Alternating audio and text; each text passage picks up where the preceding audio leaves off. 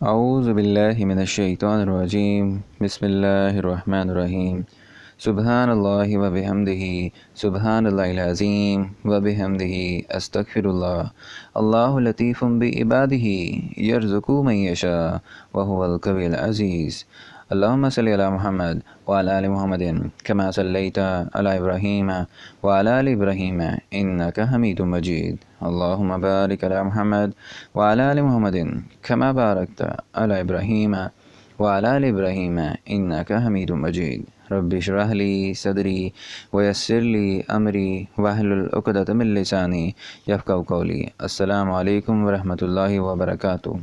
سورہ الاعراف کا ترجمہ بیان کیا جا رہا ہے، آیت نمبر 151 سے لے کر آیت نمبر 206 تک۔ شروع اللہ کے نام سے جو بڑا مہربان اور نہایت رحم والا ہے۔ تب انہوں نے دعا کی کہ اے میرے پروردگار، مجھے اور میرے بھائی کو معاف کر دے اور ہمیں اپنی رحمت میں داخل کر، تو سب سے بڑھ کر رحم فرمانے والا ہے۔ اللہ نے فرمایا کہ جن لوگوں نے بچڑے کو معبود بنا لیا تھا، ان پر پروردگار کا غضب واقع ہوگا اور دنیا کی زندگی میں ذلت نصیب ہوگی، اور ہم افطرا پردازوں کو ایسا ہی بدلہ دیا کرتے ہیں۔ اور جنہوں نے برے کام کیے پھر اس کے بعد توبہ کر لی اور ایمان لے آئے، تو کچھ شک نہیں کہ تمہارا پروردگار اس کے بعد بخش دے گا کہ وہ بخشنے والا مہربان ہے۔ اور جب موسیٰ کا غصہ فروغ ہوا تو توریت کی تختیاں اٹھا لیں، اور جو کچھ ان میں لکھا تھا وہ ان لوگوں کے لیے جو اپنے پروردگار سے ڈرتے ہیں ہدایت اور رحمت تھی۔ اور موسیٰ نے اس میعاد پر جو ہم نے مقرر کی تھی اپنی قوم کے 70 آدمی منتخب کر کے کوہ طور پر حاضر کیے۔ جب ان کو زلزلے نے پکڑا تو موسیٰ نے کہا، اے پروردگار، اگر تو چاہتا تو ان کو اور مجھ کو پہلے ہی سے ہلاک کر دیتا۔ کیا تو اس فعل کی سزا میں جو ہم میں سے بے عقل لوگوں نے کیا ہے ہمیں ہلاک کر دے گا؟ یہ تو تیری آزمائش ہے، اس سے تو جس کو چاہے گمراہ کرے اور جسے چاہے ہدایت بخشے۔ تو ہی ہمارا کارساز ہے، تو ہمیں معاف فرما، ہمارے گناہ بخش دے اور ہم پر رحم کر، اور تو سب سے بہتر بخشنے والا ہے۔ اور ہمارے لیے اس دنیا میں بھی بھلائی لکھتے اور آخرت میں بھی ہم تیری طرف رجوع ہو چکے۔ فرمایا کہ جو میرا عذاب ہے اسے تو جس پر چاہتا ہو نازل کرتا ہوں، اور جو میری رحمت ہے وہ ہر چیز کو شامل ہے۔ میں اس کو ان لوگوں کے لیے لکھ دوں گا جو پرہیزگاری کرتے اور زکوٰۃ دیتے اور ہماری آیتوں پر ایمان رکھتے ہیں، وہ جو محمد صلی اللہ علیہ وآلہ وسلم کی جو نبی امی ہیں پیروی کرتے ہیں، جن کے اوصاف کو وہ اپنے ہاں توریت اور انجیل میں لکھا ہوا پاتے ہیں۔ وہ انہیں نیک کام کا حکم دیتے ہیں اور برے کام سے روکتے ہیں، اور پاک چیزوں کو ان کے لیے حلال کرتے ہیں اور ناپاک چیزوں کو ان پر حرام ٹھہراتے ہیں، اور ان پر سے بوجھ اور توق جو ان کے سر پر اور گلے میں تھے اتارتے ہیں۔ تو جو لوگ ان پر ایمان لائے اور ان کی رفاقت کی اور انہیں مدد دی، اور جو نور ان کے ساتھ نازل ہوا ہے اس کی پیروی کی، وہی مراد پانے والے ہیں۔ اے محمد، کہہ دو کہ لوگو، میں تم سب کی طرف اللہ کا بھیجا ہوا ہوں، یعنی اس کا رسول ہوں، وہ جو آسمانوں اور زمین کا بادشاہ ہے، اس کے سوا کوئی معبود نہیں، وہی زندگانی بخشتا ہے اور وہی موت دیتا ہے۔ تو اللہ پر اور اس کے رسول پیغمبر امی پر جو اللہ پر اور اس کے تمام کلام پر ایمان رکھتے ہیں ایمان لاؤ، اور ان کی پیروی کرو تاکہ ہدایت پاؤ۔ اور قوم موسیٰ میں کچھ لوگ ایسے بھی ہیں جو حق کا رستہ بتاتے اور اسی کے ساتھ انصاف کرتے ہیں۔ اور ہم نے ان کو یعنی بنی اسرائیل کو الگ الگ کر کے 12 قبیلے اور بڑی بڑی جماعتیں بنا دیا، اور جب موسیٰ سے ان کی قوم نے پانی طلب کیا تو ہم نے ان کی طرف وہی بھیجی کہ اپنی لاٹھی پتھر پر مار دو، تو اس میں سے 12 چشمے پھوٹ نکلے اور سب لوگوں نے اپنا اپنا گھاٹ معلوم کر لیا، اور ہم نے ان کے سروں پر بادل کو سائبان بنائے رکھا اور ان پر من و سلوہ اتارتے رہے، اور ان سے کہا کہ جو پاکیزہ چیزیں ہم تمہیں دیتے ہیں انہیں کھاؤ، اور ان لوگوں نے ہمارا کچھ نقصان نہیں کیا بلکہ جو نقصان کیا اپنا ہی کیا۔ اور یاد کرو جب ان سے کہا گیا کہ اس شہر میں سکونت اختیار کر لو اور اس میں جہاں سے جی چاہے کھانا پینا، اور ہاں شہر میں جانا تو حطّۃ کہنا، اور دروازے میں داخل ہونا تو سجدہ کرنا، ہم تمہارے گناہ معاف کر دیں گے اور نیکی کرنے والوں کو اور زیادہ دیں گے۔ مگر جو ان میں ظالم تھے انہوں نے اس لفظ کو جس کا ان کو حکم دیا گیا تھا بدل کر اس کی جگہ اور لفظ کہنا شروع کیا، تو ہم نے ان پر آسمان سے عذاب بھیجا اس لیے کہ ظلم کرتے تھے۔ اور ان سے اس گاؤں کا حال تو پوچھو جو لب دریا واقع تھا۔ جب یہ لوگ ہفتے کے دن کے بارے میں حد سے تجاوز کرنے لگے، یعنی اس وقت کہ ان کے ہفتے کے دن مچھلیاں ان کے سامنے پانی کے اوپر آتیں، اور جب ہفتے کا دن نہ ہوتا تو نہ آتیں، اسی طرح ہم ان لوگوں کو ان کی نافرمانیوں کے سبب آزمائش میں ڈالنے لگے۔ اور جب ان میں سے ایک جماعت نے کہا کہ تم ایسے لوگوں کو کیوں نصیحت کرتے ہو جن کو اللہ ہلاک کرنے والا یا سخت عذاب دینے والا ہے، تو انہوں نے کہا اس لیے کہ تمہارے پروردگار کے سامنے معذرت کر سکیں، اور عجب نہیں کہ وہ پرہیزگاری اختیار کریں۔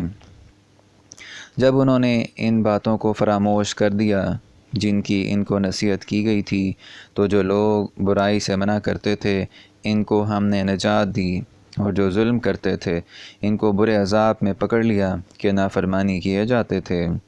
غرض جن اعمال بد سے ان کو منع کیا گیا تھا جب وہ ان پر اصرار اور ہمارے حکم سے گردن کشی کرنے لگے، تو ہم نے ان کو حکم دیا کہ ذلیل بندر ہو جاؤ۔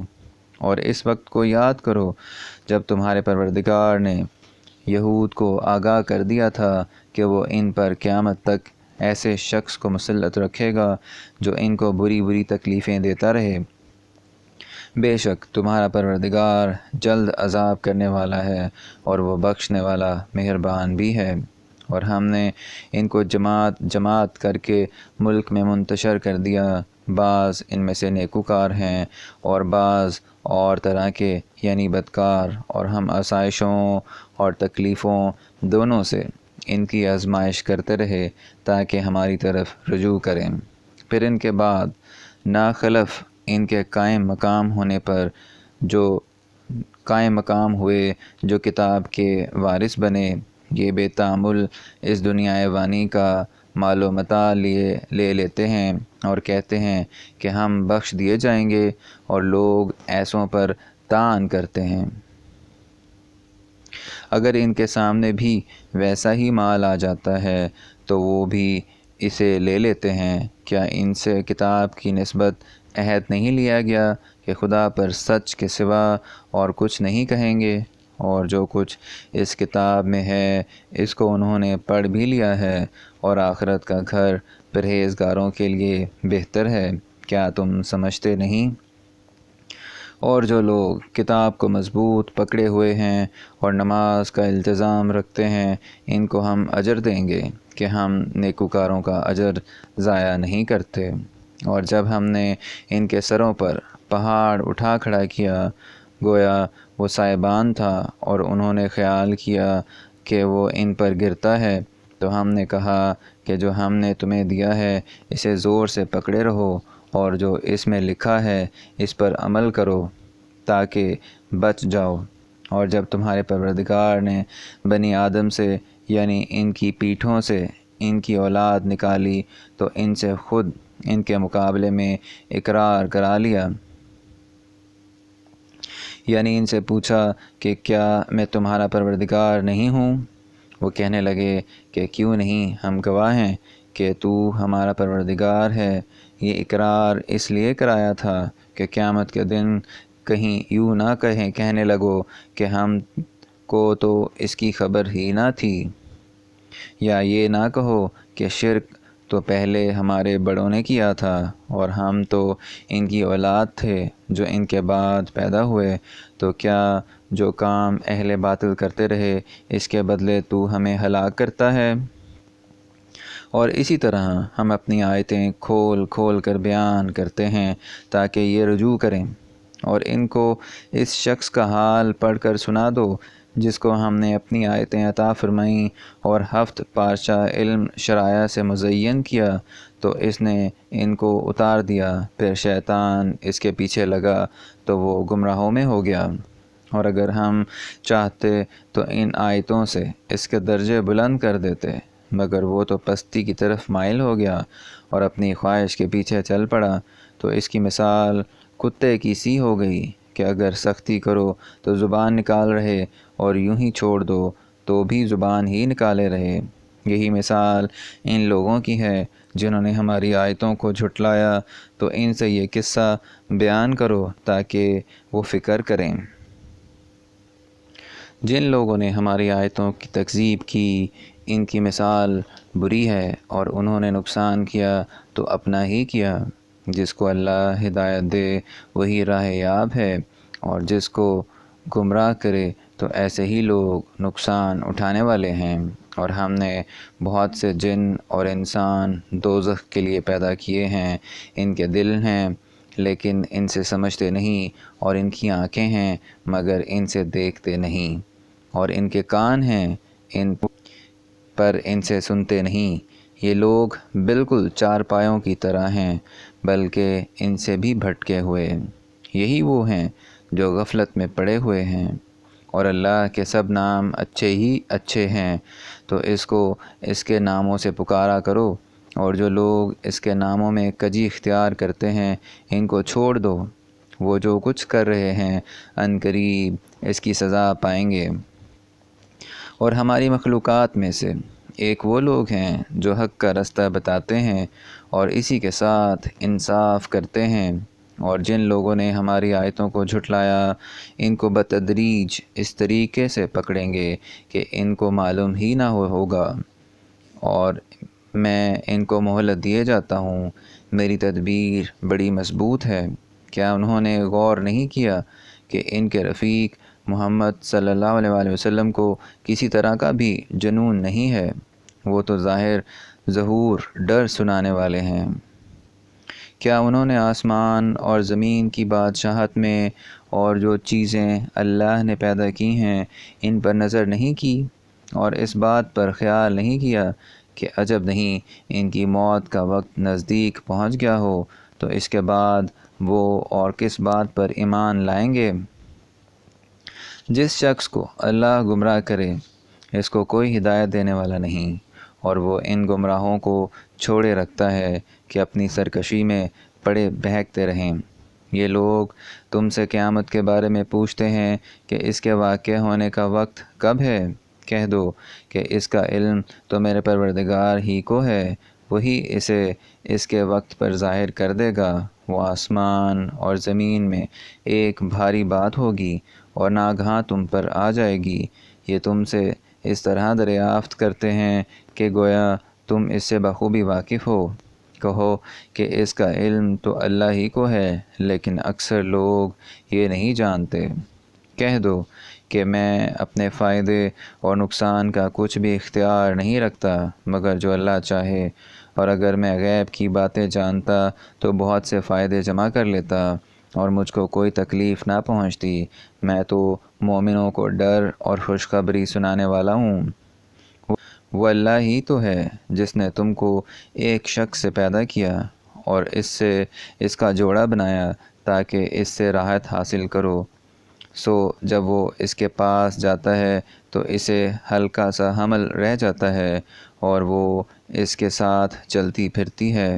پھر جب کچھ بوجھ معلوم کرتی یعنی بچہ پیٹ میں بڑا ہوتا ہے تو دونوں میاں بیوی اپنے پروردگار اللہ عز و جل سے التجا کرتے ہیں کہ اگر تو ہمیں صحیح و سالم بچہ دے گا تو ہم تیرے شکر گزار ہوں گے۔ جب وہ ان کو صحیح و سالم بچہ دیتا ہے تو اس بچے میں جو وہ ان کو دیتا ہے اس کا شریک مقرر کرتے ہیں۔ جو وہ شرک کرتے ہیں اللہ کا رتبہ اس سے بلند ہے۔ کیا وہ ایسوں کو شریک بناتے ہیں جو کچھ بھی پیدا نہیں کر سکتے اور خود پیدا کیے جاتے ہیں، اور نہ ان کی مدد کی طاقت رکھتے ہیں اور نہ اپنی ہی مدد کر سکتے ہیں۔ اگر تم ان کو سیدھے راستے کی طرف بلاؤ تو تمہارا کہا نہ مانیں۔ تمہارے لیے برابر ہے کہ تم ان کو بلاؤ یا چپکے رہو۔ مشرکو، جن کو تم اللہ کے سوا پکارتے ہو تمہاری طرح کے بندے ہی ہیں۔ اچھا، تم ان کو پکارو، اگر سچے ہو تو چاہیے کہ وہ تم کو جواب بھی دیں۔ بھلا ان کے پاؤں ہیں جن سے چلیں، یا ہاتھ ہیں جن سے پکڑیں، یا آنکھیں ہیں جن سے دیکھیں، یا کان ہیں جن سے سنیں؟ کہہ دو کہ اپنے شریکوں کو بلا لو اور میرے بارے میں جو تدبیر کرنی ہو کر لو، اور مجھے کچھ مہلت بھی نہ دو، پھر دیکھو کہ وہ میرا کیا کر سکتے ہیں۔ میرا مددگار تو اللہ ہی ہے جس نے کتاب برحق نازل کی، اور نیک لوگوں کا وہی دوست دار ہے۔ اور جن لوگوں کو تم اللہ کے سوا پکارتے ہو وہ نہ تمہاری ہی مدد کی طاقت رکھتے ہیں اور نہ خود ہی اپنی ہی مدد کر سکتے ہیں۔ اور اگر تم ان کو سیدھے راستے کی طرف بلاؤ تو سن نہ سکیں، اور تم انہیں دیکھتے ہو کہ بظاہر آنکھیں کھولے تمہاری طرف دیکھ رہے ہیں مگر فی الواقع کچھ نہیں دیکھتے۔ اے محمد، عفو اختیار کرو اور نیک کام کرنے کا حکم دو اور جاہلوں سے کنارہ کر لو۔ اور اگر شیطان کی طرف سے تمہارے دل میں کسی طرح کا وسوسہ پیدا ہو تو اللہ سے پناہ مانگو، بے شک وہ سننے والا اور سب کچھ جاننے والا ہے۔